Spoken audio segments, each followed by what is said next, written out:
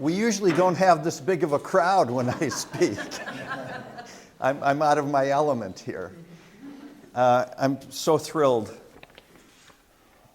Well, kinda, because it takes me a while to put a program together. So when Karen called me to do this, that's all I've been working on for the last couple weeks. And I got to tell you, it was a labor of love. I'm a last-minute person, so at 5 o'clock this morning, I was putting together my remarks. I had all my pictures in and such, and so as soon as I finished, I jumped in the car and came here. So that's where we're at.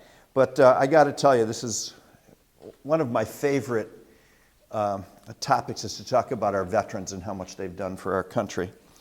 So, just my introduction. I want you to know that I've done all of America's wars, and I haven't done the pictures in any chronological order. We'd be here till next Thursday if I did every single battle and all this and that. So I have paintings and pictures, original pictures of what went on war-wise. And I want you to know that for those of you that don't know me, I taught history for 52 years, retired about a year and a half ago. And when you take a look at wars, sometimes wars are unpopular. Protests, things such as that. But we're not here today to talk about that.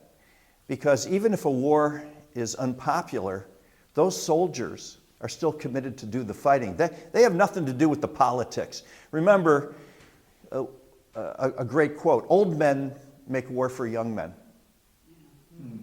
And that's how it goes. So I don't want to talk about popular, unpopular. We're talking today about our brave guys that are on the front row that did this. For each war, I'm going to show you how many deaths, and I'm going to show you, in my opinion, something just as important, how many wounded. Because you carry that with you. The PTSD that our troops are suffering. I'm understanding you have more than 3 or 4 suicides from recent wars.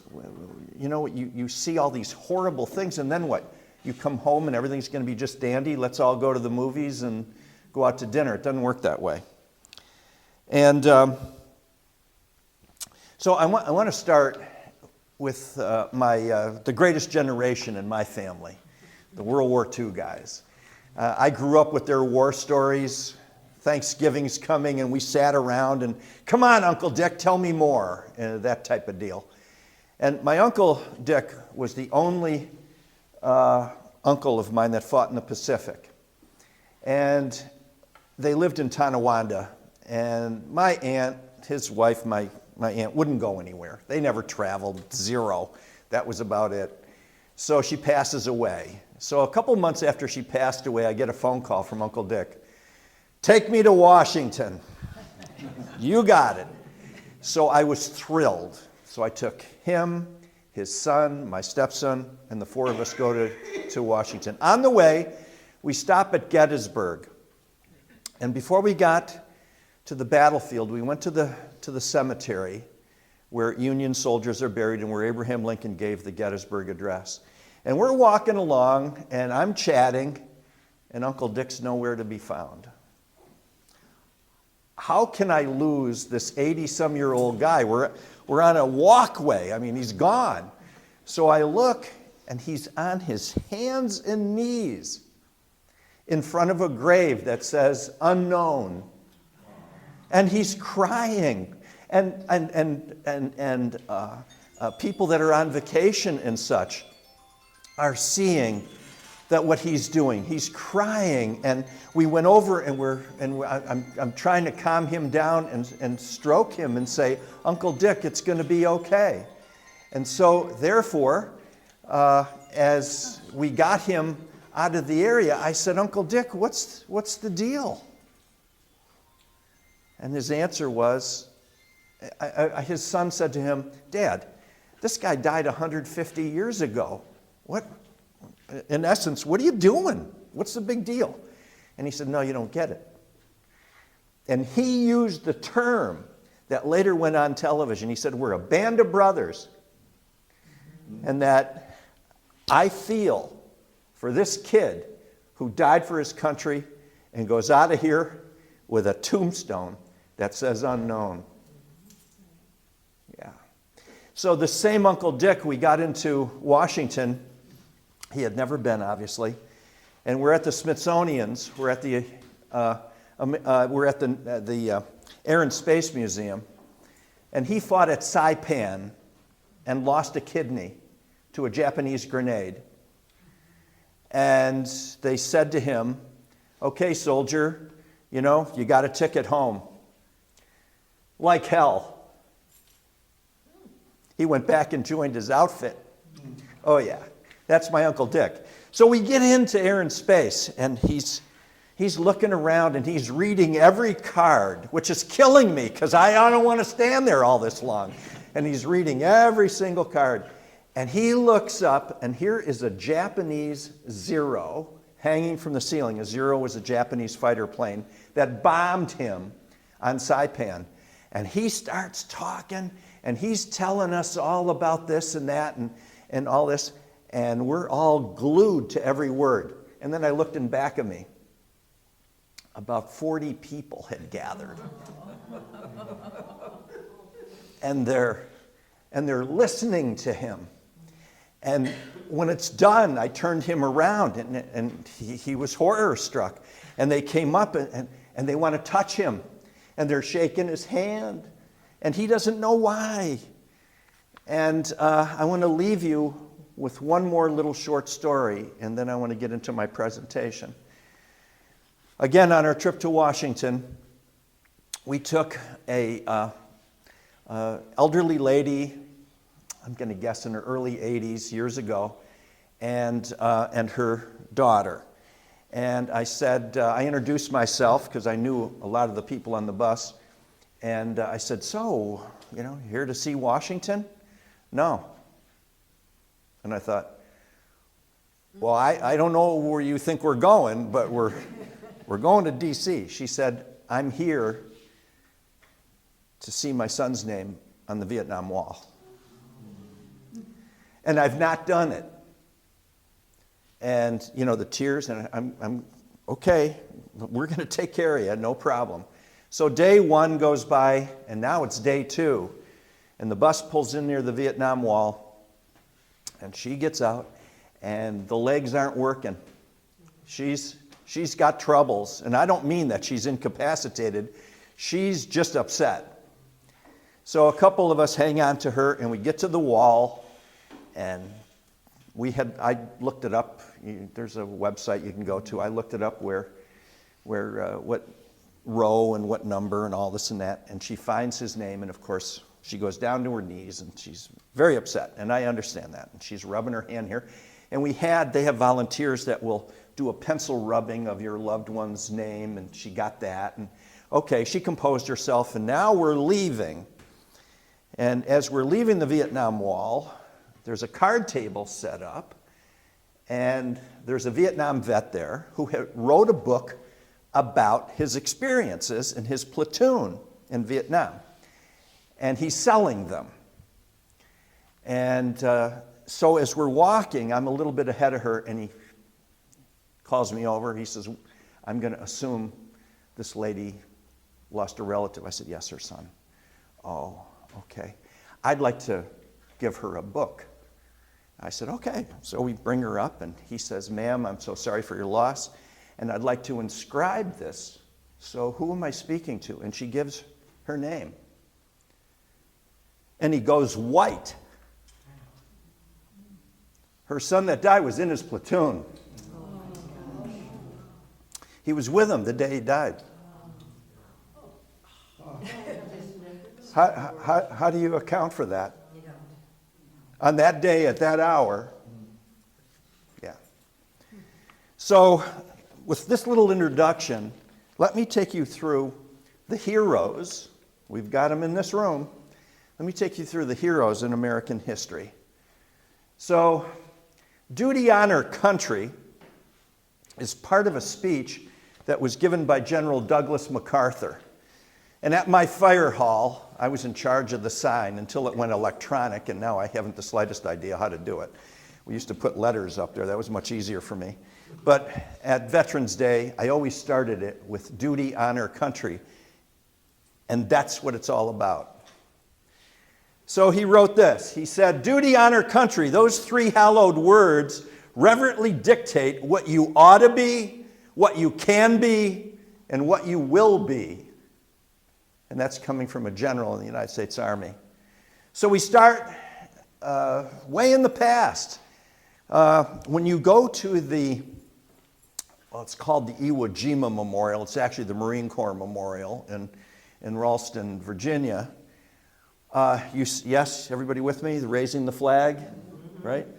And if you see on the bottom, it's all done in black, and it's in gold letters, all the battles that American soldiers have fought in, that the Marines have fought in. And so we can't just say that today we're going to talk about present day. Can't do that, because we have our relatives and our past generations that fought for us, so that you're all sitting here today. So let's start with the Revolutionary War, fighting for independence. So we lost our first soldiers in 1775 at Lexington. One of my favorite places to visit is Lexington, Massachusetts, where this took place. They have a memorial there and such.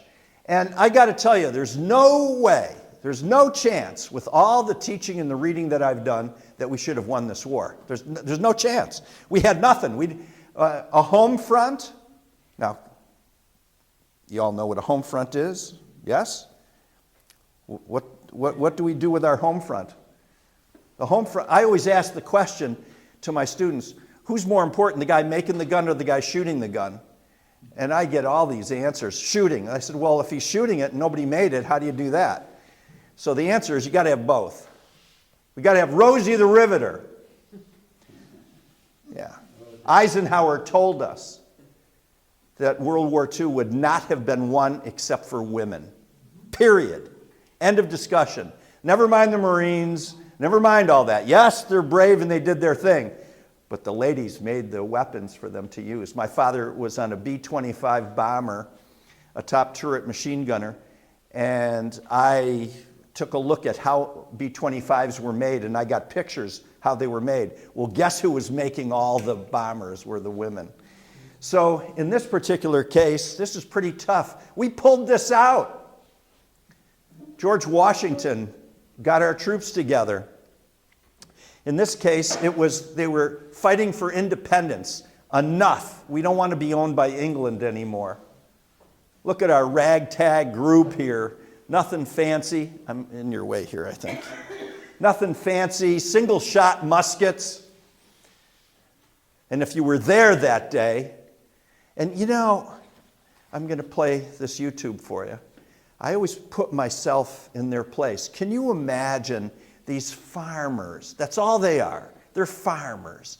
And they've got their guns that maybe they shot a deer for dinner and all this and that. And they're about to meet the most powerful army on earth. What must that have been like? What's going on in your stomach? Let's find out.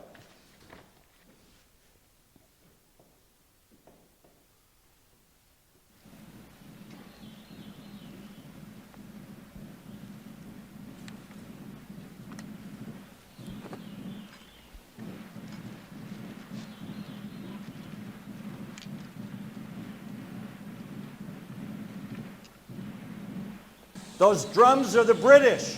They're coming. They know they're coming. My guess is they got stomach issues at this point. I would.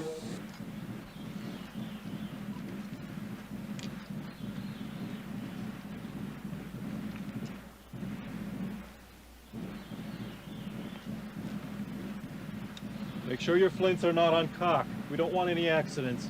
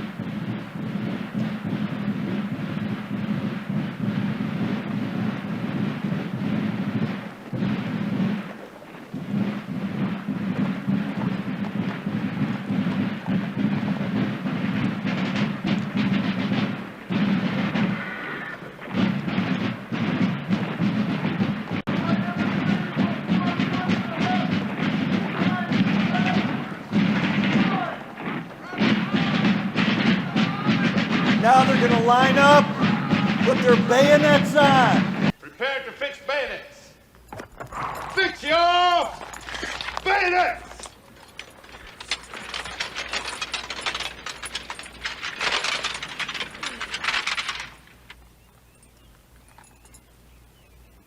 Shoulder your violence!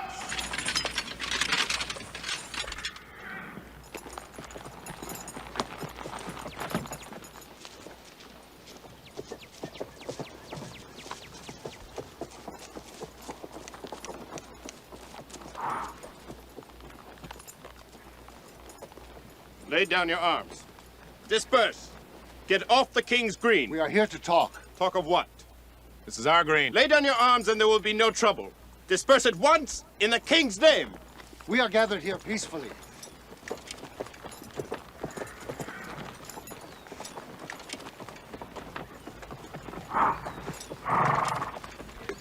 Hold your fire. Charge your bayonet!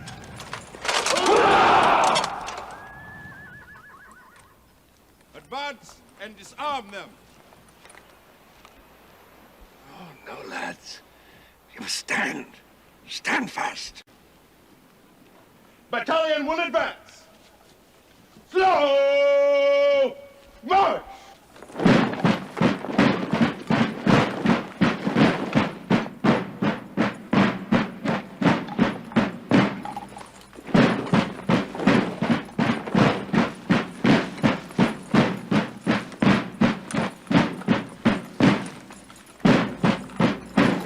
Disperse, men!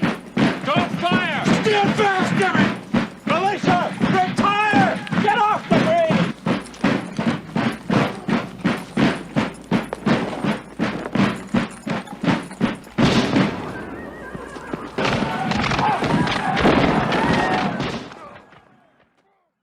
And so they wanted to create a nation, and they stood there, and they died.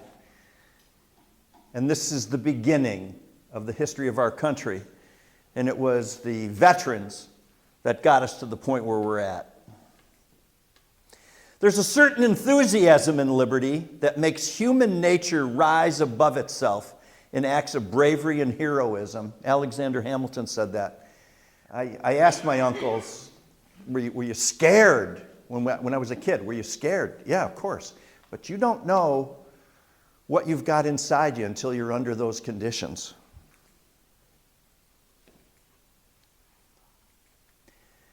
So they estimate, remember we didn't have the numbers like we have today, they estimated about 217,000, I can't call them just soldiers. They were our people that fought. Our battle deaths were over 4,000. And here comes the PTSD. You had 6,000 wounded. And the one that lived the longest, 109 years, died in 1869. Disrespect from Great Britain, the War of 1812. Well, in the War of 1812, we had a problem. England was capturing our sailors, Mr. Sailor Guy. And they captured 6,000 of our sailors they took from our ships at gunpoint and forced them into the British Navy. They interfered with our trade. They were riling up the Indians against us in the new Midwest. So for all these reasons, we're going to get involved. And also there's one other part. We wanted to take Canada. Too bad they didn't. You wouldn't need an enhanced license to get over there. So our home front was horrible. Embarrassingly, our people were selling bullets to the British because they paid. And shoes and boots. But we overcame this. The British, to seek revenge, burned a lot of the cities on the East Coast, including Buffalo. And then they got down to Washington, D.C. They burned our White House. They burned our Capitol building. Well, I can't say that really because they were made of marble. They could burn the inside contents, but they couldn't burn the buildings itself. And then they had to go to Fort McHenry. And at Fort McHenry, they blasted it. That was the only defense for Baltimore. And Baltimore refused to Fort McHenry refused to surrender. Now, I think you should know what's coming next. We had this flag, see, at Fort McHenry. They had a small flag, and then they took it down, and throughout the night, Francis Scott Key, who was a prisoner on board one of the ships, was looking at that flagpole, and he was dreading to see that white flag. Dreading! Well, he didn't have to dread too long because no white flag went up. And throughout the night, he could see, because the bombs were bursting in air, and there was a red hue from the rockets. Make sense? And whenever that happened, it was like a lightning strike. He could see that flagpole. And that little small flag was there. And then finally, when morning came, the little one came down, and a 30 by 42 foot flag went up. And he was so inspired that he wrote a poem called the Defense of Fort McHenry. You and I know of it as another song. What would that be? Our national anthem, "Oh Say Can You See by the Dawn's Early Light." Yes, so this War of 1812 gave us our national anthem. One of the battles we fought was at Fort Erie. So if you gamble, you know where Fort Erie is. When you cross the Peace Bridge, the fort is right there. And we occupied the fort. The British surrounded it. And there was a fight going on. We did not lose that fort, but we lost some of our guys in the battle. And we buried them. And then we abandoned the fort, crossed the Niagara River, came back to Buffalo, and that's how it went. So fast forward to 1987. They're doing some construction. And this one brought tears to my eyes, because this is what we do with MIAs. And as they're digging to put in a road, they find 28 skeletal remains. And the buttons that were there identified them as U.S. troops. So the Canadian government said to America, "What do you want to do here?" And America said, "They're MIAs. We don't care how long ago the war was." So we sent 28 identical hearses across the Peace Bridge with the old guard that guards the Tomb of the Unknown Soldier. They brought the hearses over in 28 identical caskets.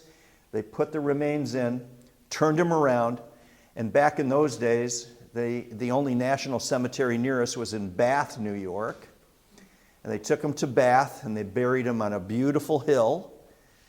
And of course, they all had unknowns on there. Now I'm very proud to say the school district where I spent my whole career in Pembroke now has the National Cemetery. And what a great place it is. So the War of 1812, Andrew Jackson becomes a hero with it. Yes, sir. Yeah. Yeah, that's my place. We helped take the flags up and down. I'm going to talk about that at the end. So, General Jackson, the Battle of Lake Erie. And at the end of the War of 1812, you might say, well, we didn't have many battle deaths. You had 2,000. Wounded were 4,000. But still, they're defending our country. Take a look at the last veteran. Dies in 1905. He's 105. Back in those days, by the way, the average lifespan was less than 50. So these guys, this is pretty good. Now land. A lot of people don't realize this, but United States troops fought in the Indian Wars. And, you know, some folks are saying, but wait a minute, we took land from the Indian. I started this off by saying that has nothing to do with the veterans. They were ordered to go in there and fight the fight, and that's just what they did from about 1817 to 1898.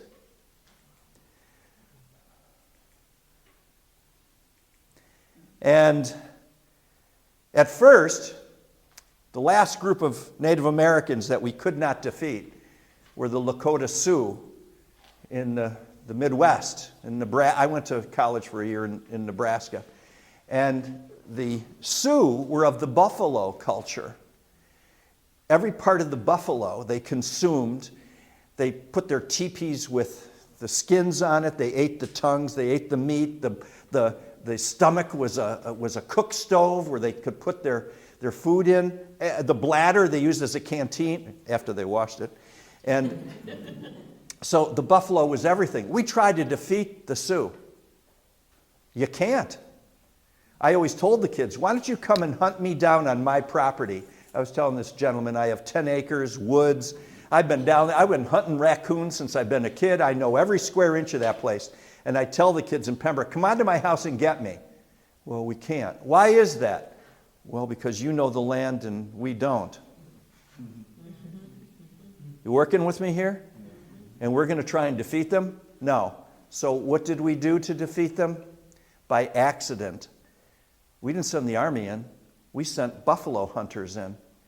They estimated 30 million buffalo in the 1700s. 30 million.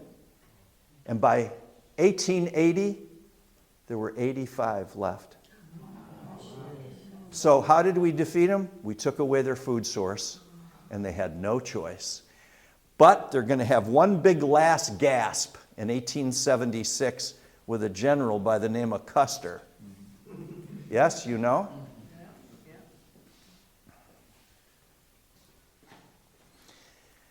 He believed the 7th Cavalry could defeat any number of Indians. Well, that was pretty wrong. And unfortunately, he led his men to a not nice death. Custer had 600 men. He divided them up into 3 groups of approximately 200 plus. What he didn't know, it was the largest encampment of Indians in American history. They estimated the braves at 7,000. They estimated the Native Americans in their lodges at about 15,000. And this is the Indians' last gasp. Because, okay, they defeated Custer, but then the ball game's over. They were forced on reservations. And that's what we did in the Indian Wars. So you had about 100,000 in all those years fighting, battle deaths. And we don't know. They didn't keep accurate records. They guesstimated at about 1,000. Manifest Destiny, the Mexican War. Manifest Destiny says, hey, there's this big country of ours. Never mind that Mexico owns 1/3 of it. We're taking it. And it was Manifest Destiny. That's how it went. So Texas, the Alamo, yes, you know, Davy Crockett. And so with the Mexican War, the Mexicans didn't like that we stole Texas.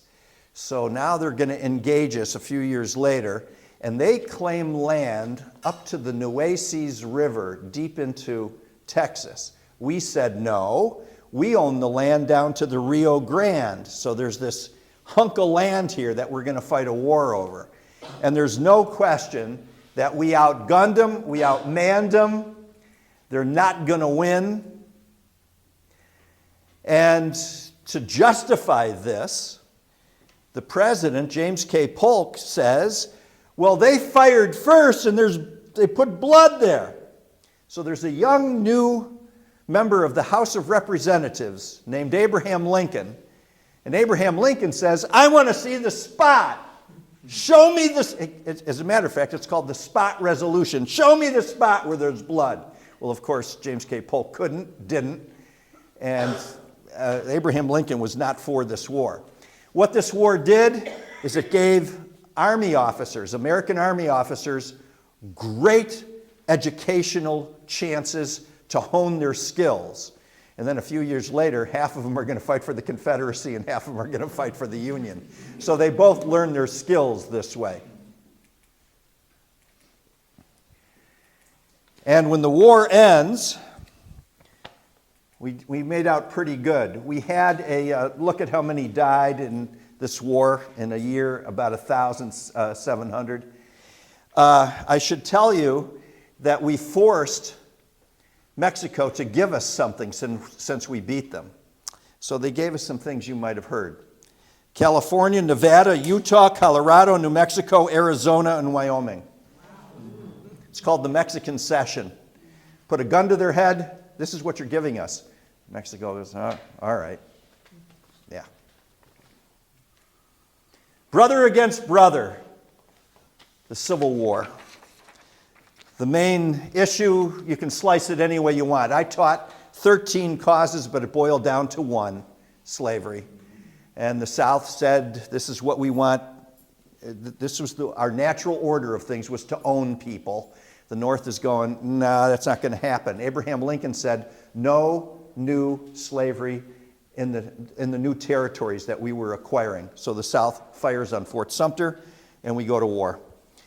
The average age of a Union soldier was 25. They're guesstimating a Confederate soldier between 16 and 19. And massive killing. Now, each war has a strategy how you're going to fight and how you're going to kill.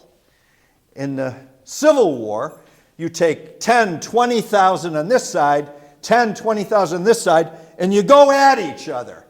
And you just shoot till you can see the whites of their eyes. And then, as one reporter said, piles and piles of dead. And that's how it went. You're shooting 44 caliber bullets, and that's the way it is. Any veterans, you know the name David Bellavia?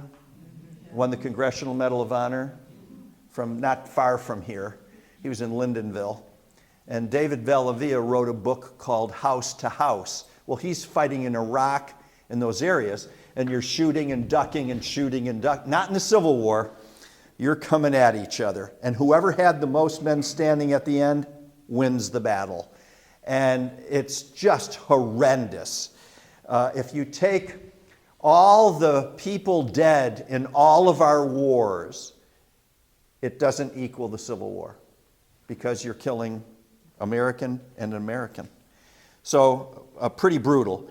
The turning point of this is going to be Gettysburg.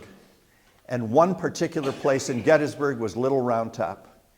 Historians tell us today that had the Confederates taken Little Round Top and come around the American side, they would have won the Battle of Gettysburg, and today you'd have two separate countries.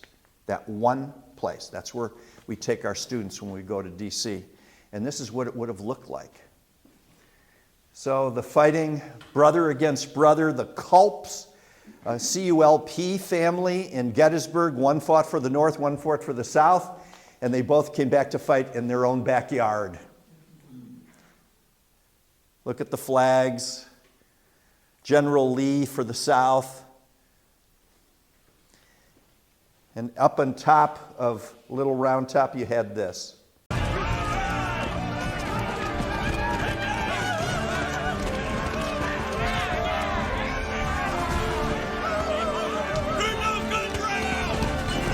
So they did not win this battle, and the North was victorious.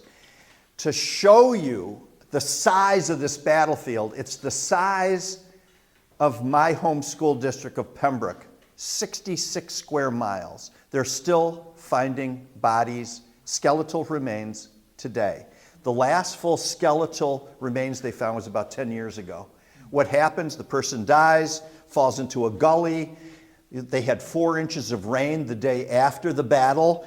The soil, the stones fall on top of them, and then eventually it clears away and we discover them. The estimate, when I started at Pembroke in 1970, they estimated 500,000 dead. Then, about 10 years ago, it went to 650. Now we're at 700,000, and they're saying we don't even think that that's it. It's going to go up. And how do you know that your kid died? When the war ended, finish it. They didn't come home. That's how you knew. Today we have DNA on your dog tags. No, none of that. Abraham Lincoln felt personally responsible for this war, didn't sleep for 4 years, tossed and turned. Here he has his arch enemy, politically, General McClellan. So we had bad generals. The South had the best generals. But we had the telegraph. We had the railroad. We had more men. We had food. We had a home front. And we beat them. Look at the dead. So these are guesstimates. The North, 2 million plus. The South, 1 million plus. and your battle deaths. And then check this out. World War or Civil War veterans that actually pulled the trigger. I was born in 1948. Died in 1951 and 56. Can you imagine? So my students, they look at me like, oh my God, what are you, 200 years old, But helping the oppressed, the Spanish-American War. Well, Spain owned Cuba. The Cubans wanted out. They want their own independence, and they look to us. And then we sent this ship, anybody?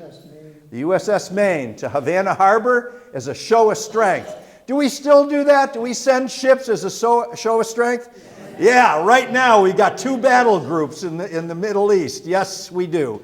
The USS Gerald R. Ford, and I can't remember the name of the other ship. Is it the Eisenhower? Yeah.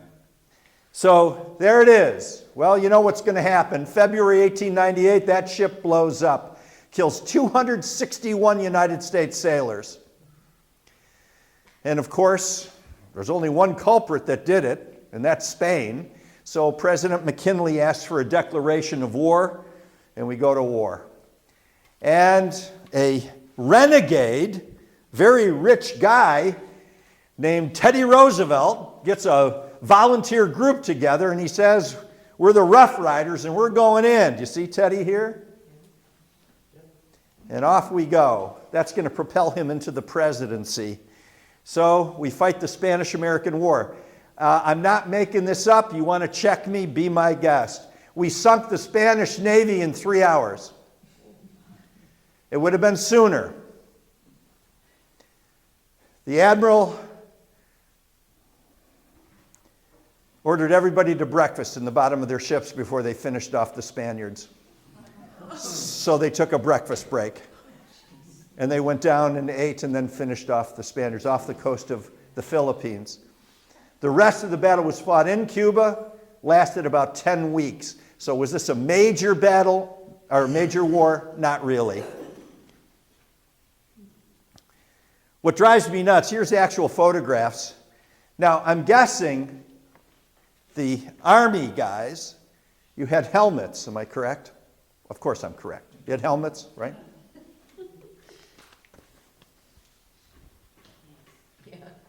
You had cloth hats.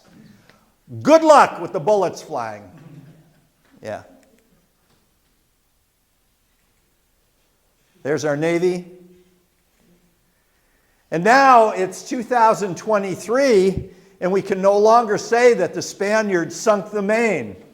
They didn't. It was a boiler explosion. It was by accident. So we got in the war, and the reason really wasn't there. Spain didn't want to fight us. Look at these good guys. And now, I was shocked to learn, I remember seeing the Spanish-American War vets in the Buffalo area marching in parades. And one of my colleagues said, oh, come on, what are you, stupid? They fought in 1898. Last one died, 1992. How about that? The world's at war, not us. We listened to George Washington. George Washington said, look at the map. We have Canada to the north. You got Mexico to the south. We got it made. Don't get involved in Europe's wars. Now, what I would do at school is I'd pull down a world map, a colored map of each country. You can't keep track. There's all these countries around here, and you know they're going to have wars. And Washington says, stay out. We became something called isolationists. Nothing to do with it. So the world goes to war in 1914. Not us. So this is going to be trench warfare. By the way, look at the helmets. Okay, we got helmets that come down above your ears. So good. You better hope the bullet is higher up. Yeah. And trench warfare was pretty brutal.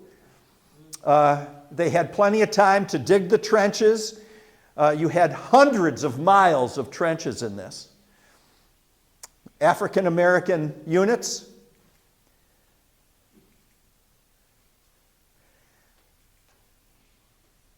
And then all brand new methods of killing each other. The airplane, tank, machine gun, grenade. Can you looking back at me and tell me what I'm about to tell you? What's the other one? Gas. Phosgene and mustard gas. Ate out the retina of the eye, got into your lungs. Once it got into your lungs, you ain't going to survive. Now, the best for me to show you happens to be on the German side. So this is, if those of you that remember early television, Ernest Borgnine is in this. And one of his men makes a foolish mistake. Watch the screen. And gas, biological warfare is bad news.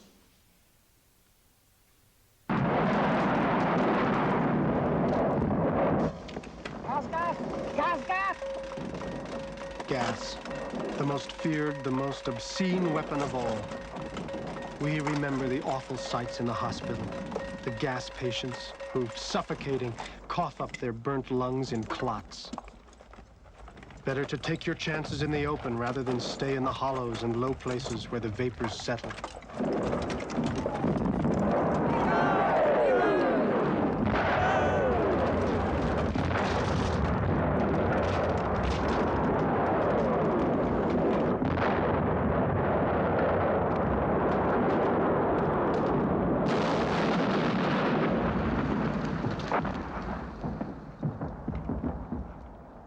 See the gas?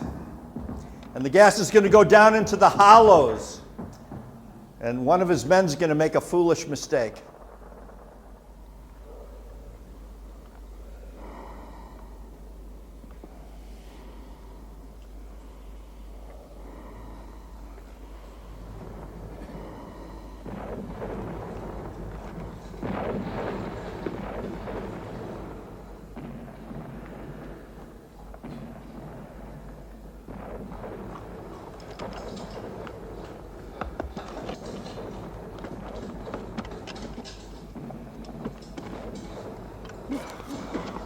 The new recruits give us more trouble than they are worth. Between 5 and 10 of them get killed to every old hand.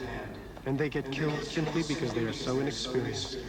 They know nothing, so they die like flies.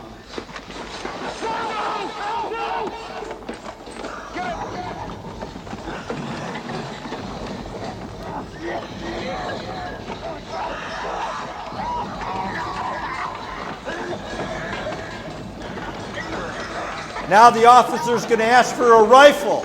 He's going to shoot his own man, make it easier on him.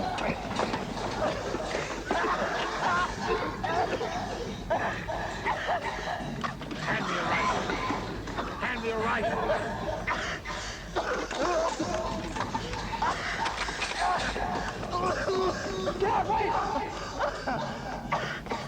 So they're going to cart him away. Now the trenches. Water, rats, lice, just horrendous. And then they're going to blow a whistle and you do something called going over the top. Look at this. You're going to race over the top.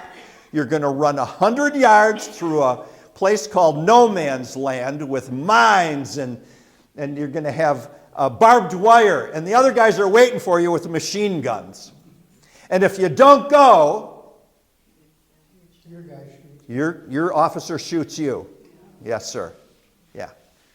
And what got us into this was the sinking, well, partially, the sinking of a ship, the Lusitania.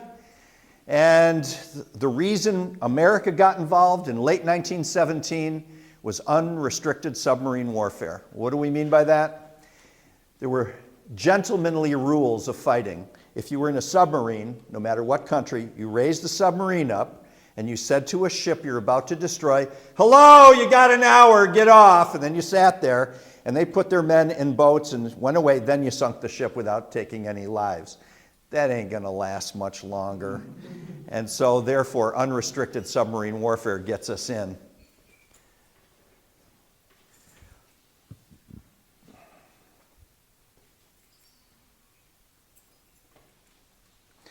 Now, the reason that we're here today, November 11th, is they had to end World War I. So, Germany surrenders. All right, how are you going to get the word out in 1918? Go ahead and ask some 8th graders. They texted them.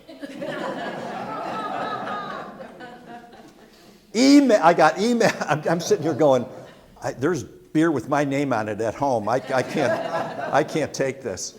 So they had to come up with a way to end the war. And so the message went out. On the 11th hour, the 11th day, the 11th month, 1918, everything would stop. And that, years ago, it used to be called Armistice Day. And today, it is Veterans Day. My father told stupid jokes. And here was his stupid joke. I said, Dad, where'd they get the name Armistice Day? And he said, well, they're walking on the battlefield and there are people blown to bits and a German picked up an arm. And he asked, who's Armistice? All right, take a look. Take a look at the number of servicemen. Actually, overseas was 2 million.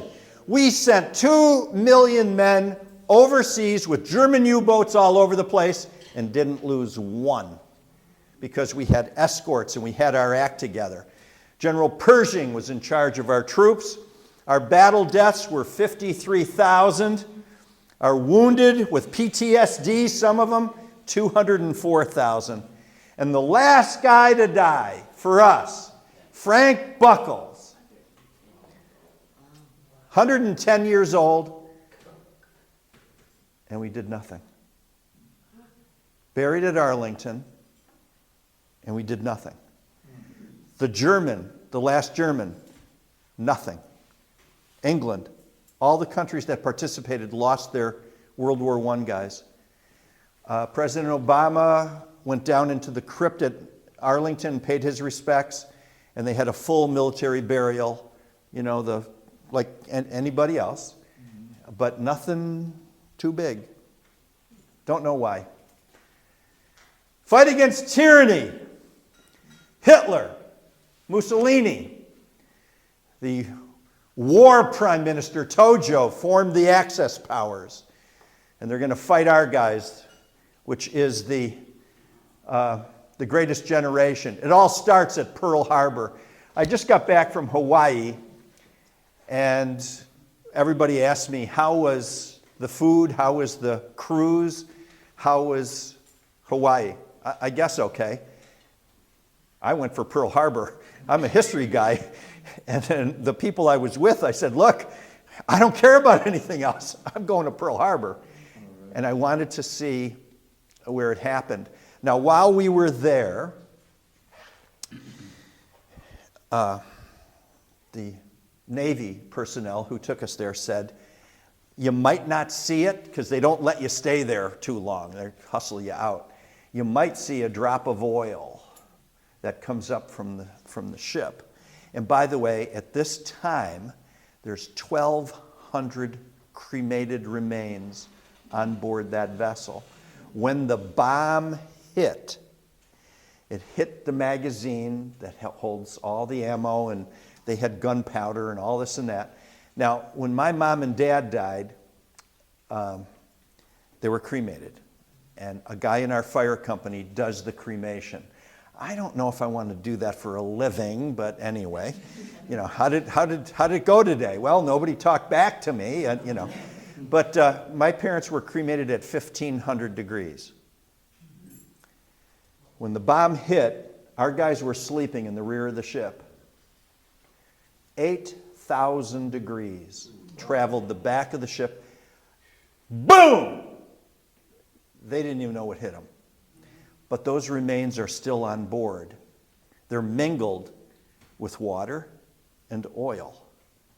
So we're standing, and my friend hits me, and I look, and holy cow, here's the drop. They call it the black tears of the Arizona. And it's symbolic of the guys that are deceased on board. And it came up, and I took pictures, and we got back into the gift shop.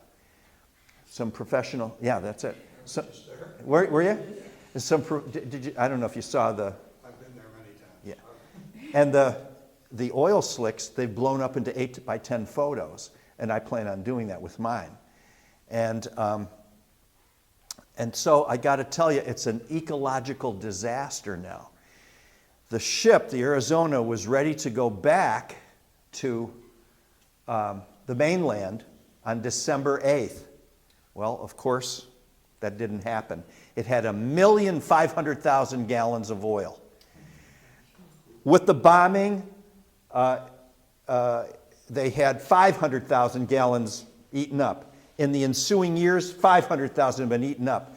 At this moment, in 2023, there's 500,000 gallons of oil on there. So we can be kind of patriotic cool and say, well, it's kind of neat to see a drop of oil. Yeah, but wait a minute. That ship's steel. That ship's going to cave in on itself. That 500,000 gallons is going to go out into the harbor. They can get rid of it. All you got to do, pump it out. But what else are you pumping out? How do you want to be, how would you like to be in charge of what are we going to do now? And I don't know. They claim for the next 30 years we're okay, but they can't say this is going to be it. Well, what did it look like that morning? Because we were isolationist again, like World War I.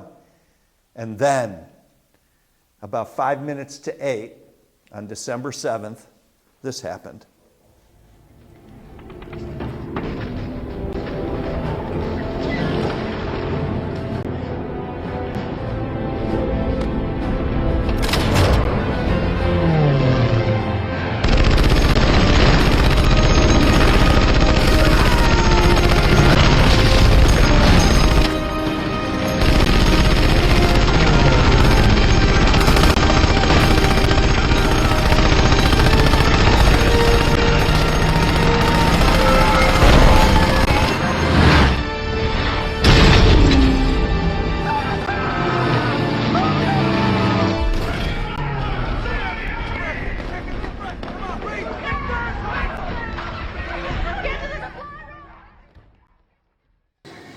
That's an African American by the name, this is a movie, but he's an African American named Doris Miller.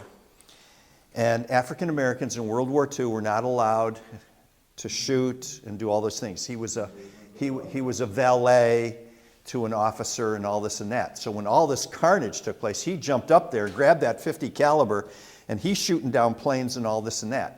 Unfortunately, in 1943, he was on a ship that was torpedoed and he lost his life. But the United States government just came up with the billions of dollars for our newest aircraft carrier that's always named after presidents. And this one's the USS Doris Miller. Yeah, I think it's great. And we lost 2,400 military personnel. And we're getting pretty good. A lot of the bodies were not recognizable. They're buried at the Punch Bowl. Did you go there? We took a tour, and they wouldn't let us off. I was going to grab the guy by the throat. But you can see unknowns, USS Oklahoma, unknown, USS Arizona. Well, our DNA is getting pretty good. And they are reinterring those graves and sending bodies home. Yeah.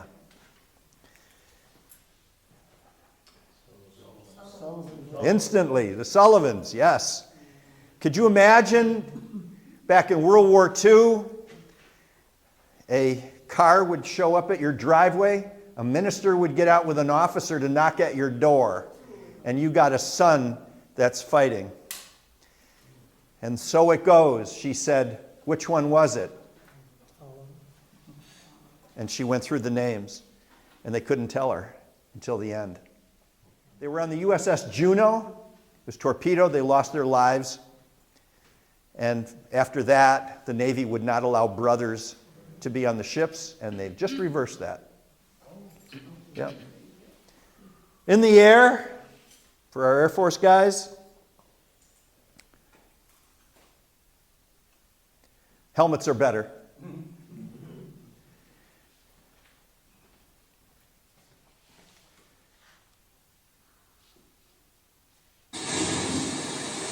And then Ike, we gotta take Berlin.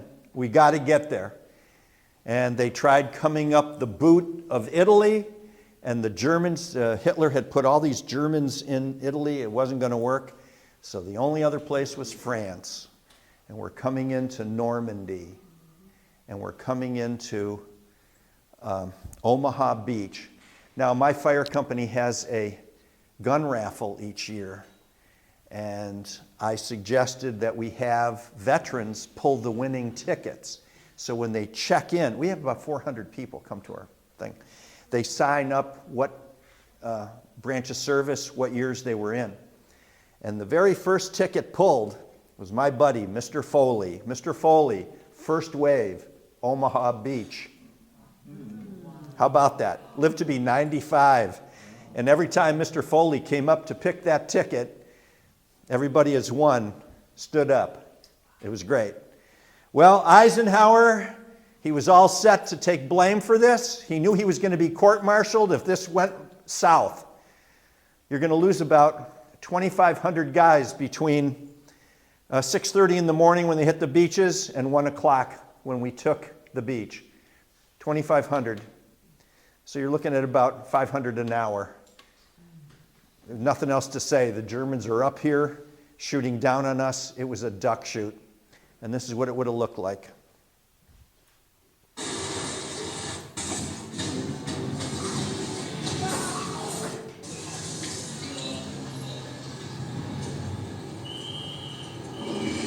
My uncle landed there. He was a doctor. And he said, guys were wetting themselves. Now, when I said that in class to 8th graders, they're kind of snickering. And I'm going, what, do you think they have to go to the bathroom? Is that why they wet themselves? And finally, it dawns on them. They're scared. They're throwing up in their helmets. Yeah.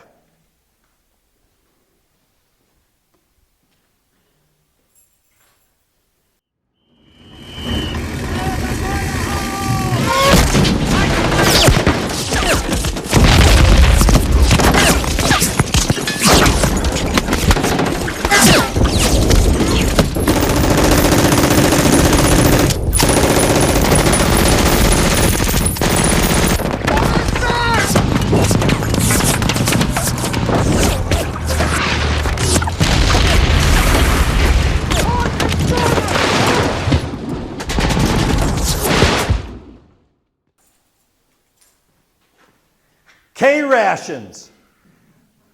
I'm old enough that some of my earliest fathers of children were fought in World War II, and one of them gave me a K-ration. Ugh.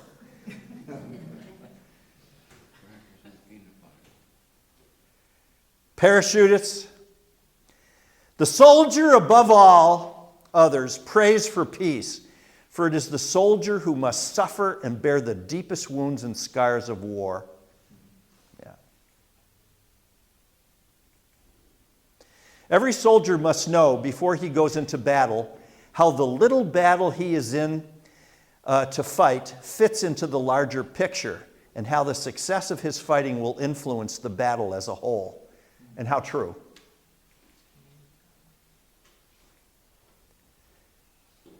And then Iwo Jima. We've knocked off Hitler. Japan's not surrendering. We're coming closer and closer and closer to Japan, and we're going to bomb it. But we got to get close for our bombers. At Iwo Jima, the Japanese were dug in, and they waited for us to come on the beaches and get inland about 100 yards. And then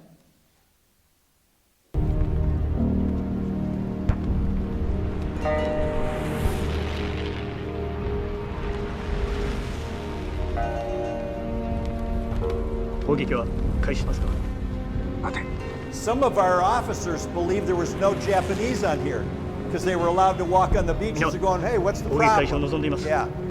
And then it began.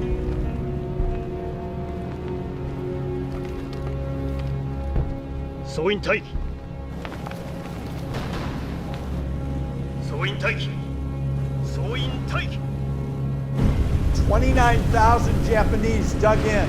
70,000 United States Marines landing. 抵抗しなければあっという間に海岸を取られてしまう浜を埋め尽くすまで待て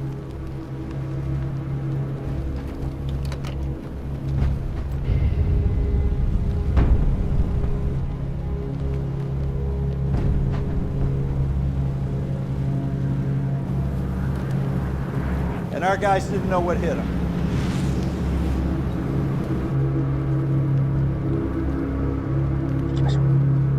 攻撃開始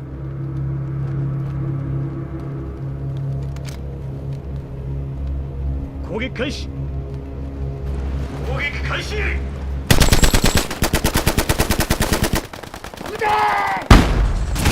was so dug in because look at the machine gun, not even know it was a machine gun. It was so camouflaged.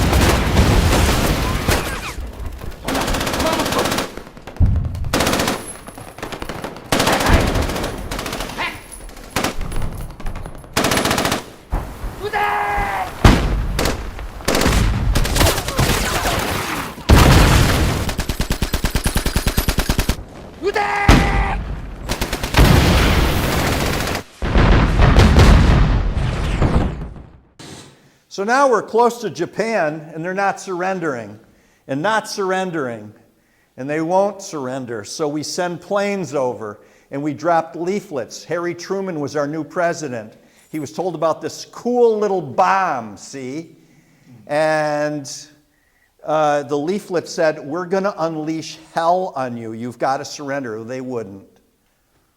And so, on August 6th, 1945, all right, come on, somebody should tell me, what's the name of the plane? The Enola Gay. I was walking into our second Air and Space Museum in Central Virginia, and it's all refurbished, and there it is. There's the plane. So this is what it was from the cockpit. The plane weighed just about 10,000 pounds, and here's the destruction. And they didn't pay attention. We had to do it again 3 days later. Where was that? Nagasaki. Yes. Oh, so now World War II, 16 million fought. The deaths, if you see the World War II memorial in Washington, 405,000 of our soldiers died. And we have 12,500 still living, and they're dying at the rate of 131 a day across the country. The Forgotten War, Korea. We get involved in this. The communist Reds invaded. We had a peace treaty, and we jump in. And our guys, this is a quote on the war, "The only thing that makes a battle psychologically tolerable is the brotherhood among soldiers." Yes? Yeah. You need each other to get by. MacArthur.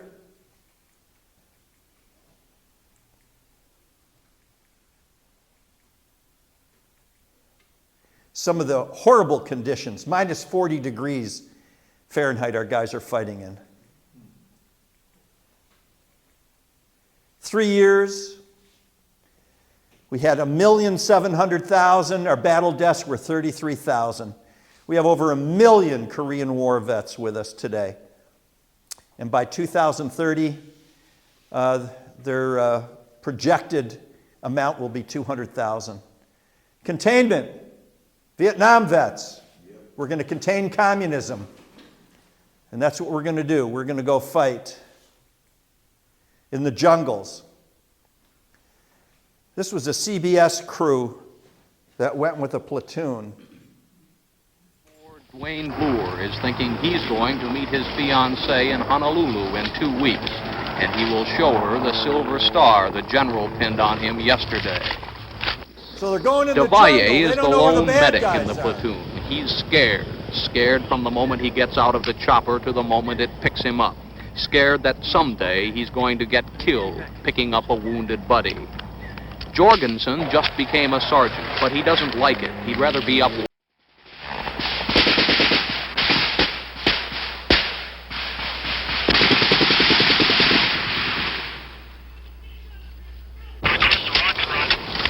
Okay.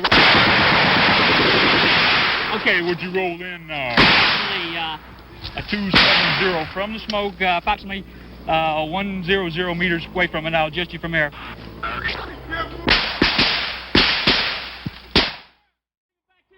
Remember to stop the bleeding. And Devalle, the medic, having survived another rescue mission, brings back his wounded man. Who is it? Who is it? The question spreads down the line. Oh, Christ, it's Hero, the sergeant who likes to walk point. How bad is it? A couple of leg wounds. We were walking down the trail. Perimeter out here. I was walking point, and we noticed a side trail. It was one of the side trails we came down. It had more use on it than when we first came down it. So I looked up and spotted it was an NVA. He had a green uniform, had an AK, and it was like a... Vietnam was our longest war at 12 years. Now Afghanistan topped that at 20.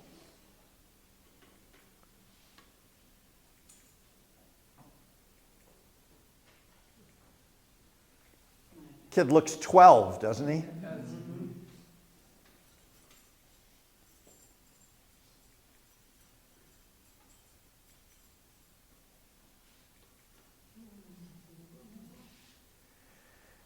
Three million plus are battle deaths. The Vietnam Wall has 58,000 plus names on it. And the War on Terror, Desert Storm, Desert Shield. Who's this? Schwarzkopf, right? Females in the line of fire. The valor and courage of our young women and men in the armed forces are a shining example to all the world, and we owe them and their families our deepest respect. And that's why we're here today.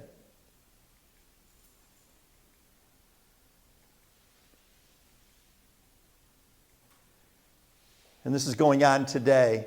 So far we have 148. And now the global war on terror, Operation Enduring Freedom, Iraqi Freedom, Afghanistan, Libya.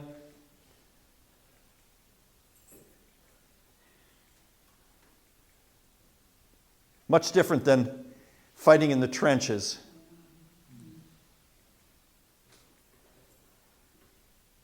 Wow, can you imagine? A female Marine Corps officer. Honoring the sacrifices many have made for our country in the name of freedom and democracy is the very foundation of Veterans Day.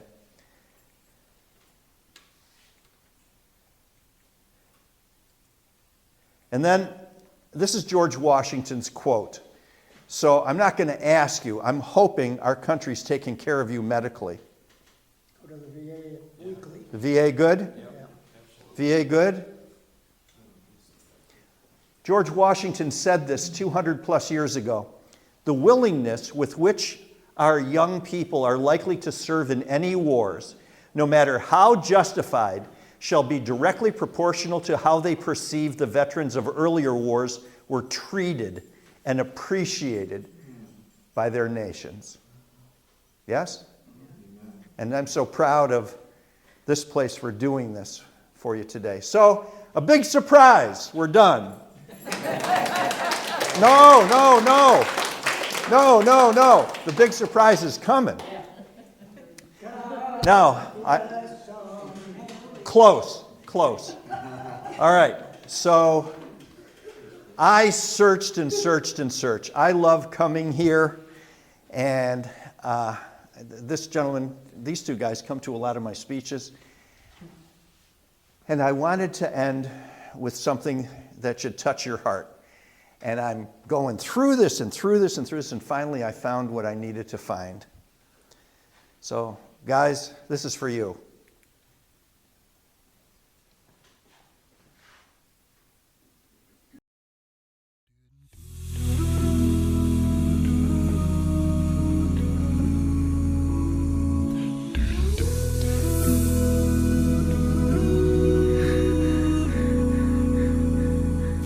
If tomorrow all the things were gone, I'd work for all my life and I had to start again with just my children and my wife.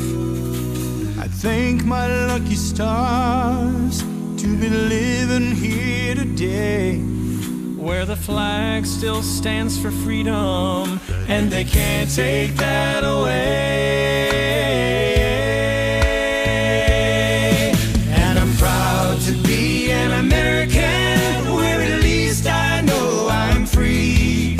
And I won't forget the men who died, who gave that right to me. And I gladly stand up next to you and defend her still today. 'Cause there ain't no doubt I love this land. God bless the USA. God bless the USA. Here's our vets. That's for you. Thank you.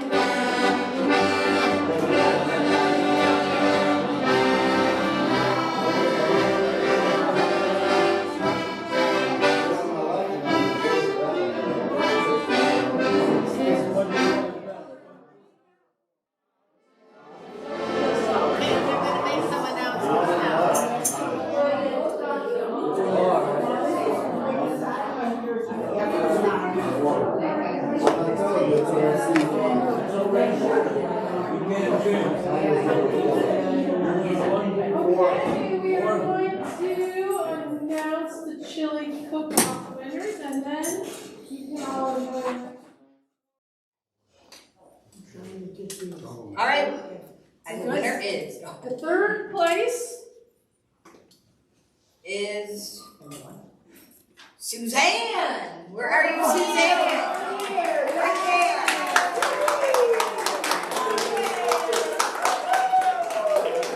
Suzanne took third place. Woohoo! Okay. Bobby, here's second place. Where are you? Vita! Vita! Wow. And I'm going to regret this one because I'm not going to hear the end of this. Okay. First place drum roll. First place drum roll is our veteran John Paul.